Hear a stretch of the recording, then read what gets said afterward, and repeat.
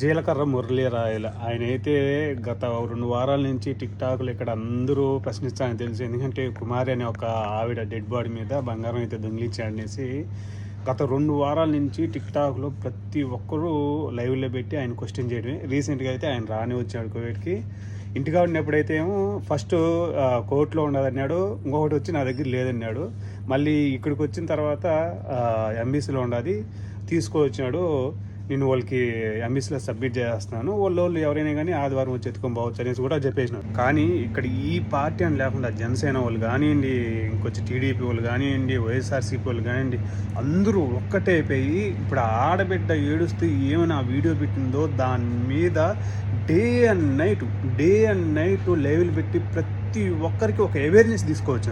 Once ఒకవేళ కానీ ఆయన జీలకర్ర మురళీది తప్పు కాకుండా ఉంటే వీళ్ళ పరిస్థితి అయోమయం. నిజంగా ఆయన ఒకవేళ కానీ ఆ కేసు కానీ పెట్టి పరువు నష్ట దావా కానీ వేసి ఉంటే వాళ్ళకి అసలు ఇంక లైఫే లేదు, ధ్వంసం అయిపోయింది. ఆడబిడ్డ కోసం ప్రతి ఒక్కరు ఫైట్ చేసినారండి. ప్రతి ఒక్కరు ఈవెన్ ఆడ మగ అని తేడా లేకుండా ప్రతి ఒక్కరు టిక్ టాక్లో అయితే ఫైట్ చేసినారు.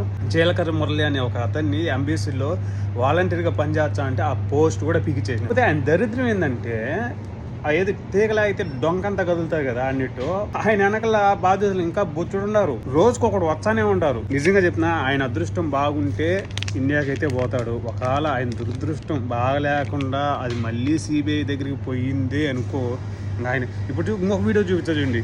అక్కడ మన వాళ్ళు తెలుగు వాళ్ళు పోయి అక్కడ ఆయన క్వశ్చన్ చేస్తా ఉంటే ఆగి నీతో మాట్లాడాలంటే కారు ఎక్కి పరిగెత్తుకుంటే భయపడి పారిపోయినాడు. ఒక 5 నిమిషాలు రిక్వెస్ట్, స్మాల్ రిక్వెస్ట్.